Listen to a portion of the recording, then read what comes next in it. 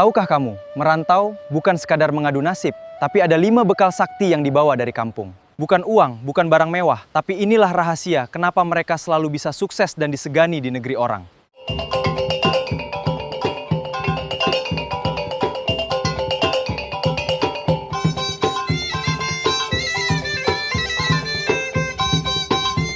Assalamualaikum warahmatullahi wabarakatuh.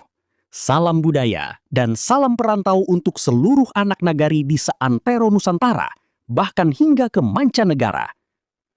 Selamat datang kembali di Minang Mustika Jaya, tempat kita merenungi kembali nilai luhur, tradisi, dan jati diri orang Minangkabau.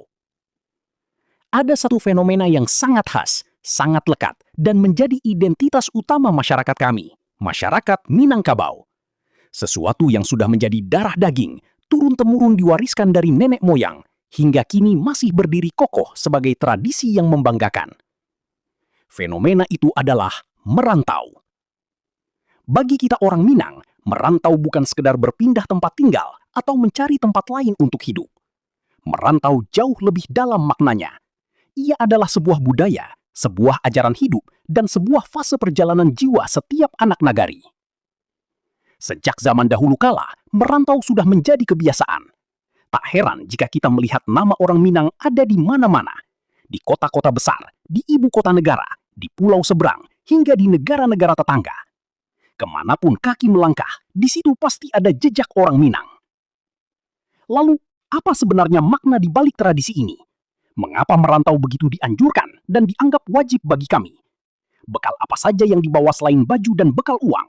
Dan apa cita-cita tertinggi dari seorang perantau sejati? Mari kita kupas tuntas, semoga menjadi renungan bagi kita semua, dan pelajaran berharga bagi saudara-saudara dari daerah lain yang juga sedang menempuh hidup di negeri orang. Mengapa kita merantau? Pertanyaan ini sering diajarkan kepada kita sejak kecil. Ada 3 tujuan besar yang menjadi alasan utama seseorang berangkat meninggalkan kampung halaman. Pertama, mengadu nasib dan mencari kehidupan lebih baik.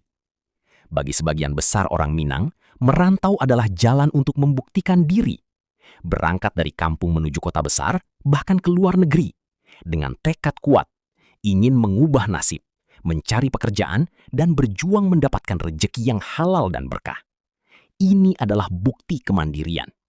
Orang Minang diajarkan untuk tidak mudah bergantung pada orang lain, melainkan berani berjuang mengais rejeki di tempat yang jauh. Kedua, menuntut ilmu dan mencari pengalaman. Di mata orang Minang, pendidikan adalah harga mati. Banyak anak muda yang setelah menyelesaikan sekolah menengah langsung berkemas untuk melanjutkan pendidikan ke perguruan tinggi di kota-kota pelajar. Seperti pengalaman saya sendiri dulu, merantau ke kota lain demi ilmu. Merantau adalah sekolah kehidupan yang sesungguhnya. Di sana, kita akan dihadapkan pada situasi yang berbeda, tantangan yang belum pernah kita temui di kampung. Di sanalah wawasan kita diperkaya, pola pikir kita dibuka, dan kedewasaan kita ditempa. Kita belajar menghadapi dunia nyata, belajar beradaptasi, dan belajar bertahan hidup.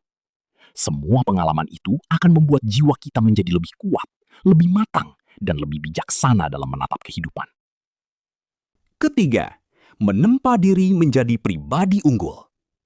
Orang Minang dikenal gigih dan berani mengambil risiko. Di rantau, setiap tantangan adalah pelajaran. Setiap kesulitan adalah pendewasaan. Dan tentu saja, buah dari semua perjuangan itu, dari bertahan hidup hingga menaklukkan rintangan, adalah keberhasilan. Entah itu berupa materi, kecukupan rezeki, atau kemampuan diri yang jauh melampaui saat kita masih di kampung. Namun ingat satu hal penting, sejauh apapun kaki melangkah, setinggi apapun kedudukan di rantau, identitas sebagai orang Minang tidak boleh hilang. Hubungan dengan keluarga, hubungan dengan kampung halaman, serta budaya dan adat istiadat harus tetap hidup dan dijaga di dada. Sebelum langkah kaki melangkah meninggalkan rumah, ada satu momen paling sakral dan paling berharga, yaitu saat kita menerima petuah dari orang-orang yang kita cintai. Sebagai orang Minang yang pernah merantau, saya rasakan betul, petuah-petuah ini jauh lebih mahal harganya daripada sekedar uang saku tambahan. Pesan ini keluar dari mulut Datua, dari Bundokan Duang, dari Cadiak Pandai, tetangga, kerabat, hingga orang kampung yang peduli. Isinya bukan sekedar cara bertahan hidup, tapi pedoman moral agar tetap menjadi manusia beradab di negeri orang.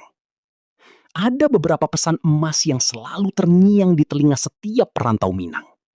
Jangan bersikap sombong, jadilah rendah hati.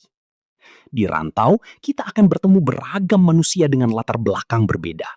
Kita diajarkan untuk menghormati siapa saja, tua maupun muda, kaya maupun sederhana. Harga diri dijaga, tapi kesombongan dibuang jauh-jauh. Karena kita sadar, kita adalah pendatang. Kunci diterima di hati masyarakat tempatan adalah kerendahan hati dan sopan santun. Jangan lupa daratan. Pesan ini bermakna dalam. Nanti jika kamu sudah sukses, sudah mapan, sudah punya nama, jangan lupa dari mana asalmu. Jangan lupa orang tua yang membesarkan. Jangan lupa kampung halaman yang melahirkan. Kesuksesan sejati bukan hanya punya harta, tapi ingat akar dan tetap rendah hati.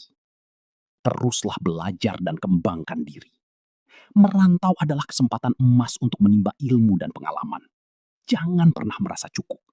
Gunakan waktu di rantau untuk terus meningkatkan kemampuan, menambah wawasan, dan mengasah keterampilan agar menjadi manusia yang berguna. Petuah-petuah inilah yang menjadi kompas arah hidup kami. Uang bisa habis, tapi nasihat orang tua akan menjadi pelindung seumur hidup. Lalu, apa yang dibawa orang Minang saat merantau? Bukan harta melimpah, bukan barang mewah. Ada 5 bekal utama, berupa pengetahuan, keterampilan, dan nilai hidup yang secara tak sadar sudah tertanam kuat dan menjadi kunci kesuksesan kami dimanapun berada. Bekal 1, ilmu agama dan ketakwaan. Ini adalah benteng paling kokoh. Orang Minang hidup di bawah prinsip besar. Adat Basandi Syara, Syara Basandi Kitabullah. Kami dibekali ilmu agama yang kuat, pandai beribadah, dan mengerti aturan Allah. Mengapa ini utama? Karena kami tahu kehidupan di rantau itu keras sekali. Banyak godaan, banyak jalan berliku, dan banyak cara instan yang kadang menggiurkan. Tanpa iman yang kuat, seseorang bisa kehilangan arah, menghalalkan segala cara demi bertahan hidup. Maka tak heran, di mana ada orang Minang, di situ masjid atau musola biasanya hidup dan terurus. Banyak teman-teman kita yang menjadi takmir, menjadi pengurus, atau menjadi tulang punggung kegiatan keagamaan di tempat mereka tinggal. Agama menjadi tempat bersandar dan penenang hati saat rindu kampung datang. Bekal 2, keterampilan beradaptasi dan bersaudara. Kemampuan menyesuaikan diri adalah senjata ampuh. Di rantau, budaya dan bahasa tentu berbeda. Orang Minang diajarkan untuk pandai bergaul, pandai menempatkan diri, dan menghargai perbedaan. Kekuatan terbesar kami adalah rasa persaudaraan. Di setiap kota besar, pasti ada perkumpulan perantau Minang.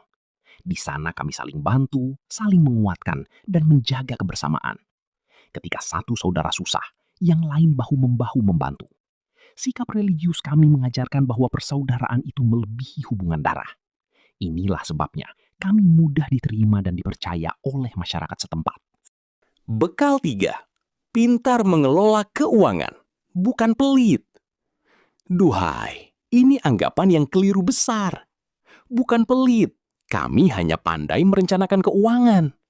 Hidup di rantau itu mahal biayanya, jauh dari orang tua, dan segala kebutuhan harus dibeli.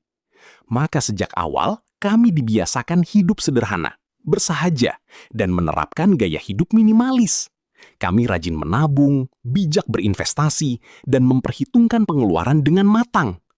Ini strategi bertahan hidup, agar saat masa sulit datang, kami sudah punya cadangan. Dan ingat, orang Minang itu suka memberi dan berbagi.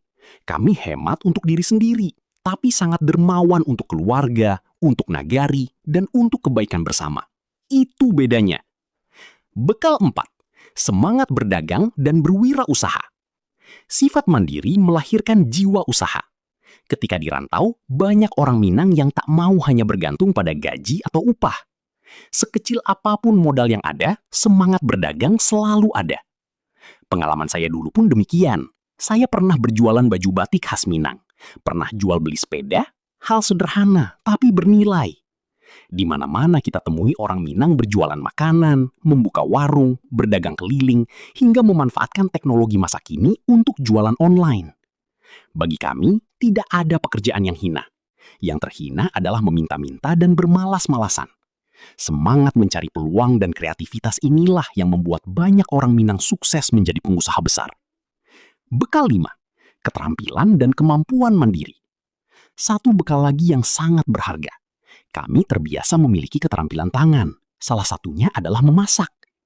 Anda lihat betapa banyaknya rumah makan Padang yang tersebar di seluruh Indonesia hingga luar negeri. Itu bukan kebetulan. Kemampuan memasak adalah aset. Dulu saat saya masih kuliah di kota pelajar, saya biasa memasak sendiri, hemat dan sehat. Jika ditekuni, keterampilan ini berubah menjadi ladang rezeki besar. Masakan Minang seperti rendang, sate, dan gulai dengan cita rasa khasnya yang lezat dan harga yang terjangkau telah menjadi ikon kuliner Indonesia. Ini bukti bahwa keterampilan sederhana yang dibawa dari kampung bisa berkembang menjadi bisnis raksasa di rantau. Hadirin sekalian, para perantau yang kami banggakan. Merantau bukanlah untuk selamanya. Ada satu cita-cita tertinggi yang ditanamkan di dada setiap anak nagari, yaitu pulang kampung dan membangun nagari. Ada semboyan agung kami, membangkit batang Tarandam. Artinya, mengangkat kembali nama baik dan kehormatan kampung halaman yang mungkin dulu belum dikenal, menjadi harum dan terangkat tinggi. Setelah segala tantangan di rantau ditaklukkan, setelah ilmu didapat, setelah pengalaman terkumpul, dan setelah rezeki dikumpulkan, maka saatnya pulang. Pulang bukan hanya untuk istirahat, tapi untuk berkontribusi. Orang Minang pulang membawa ilmu, membawa modal, membawa gagasan baru, dan membawa kesuksesan untuk diaplikasikan di kampung halaman. Kami ingin membuka lapangan kerja bagi saudara di kampung, ingin membangun fasilitas, ingin memperbaiki jalan, dan meningkatkan kualitas hidup masyarakat nagari.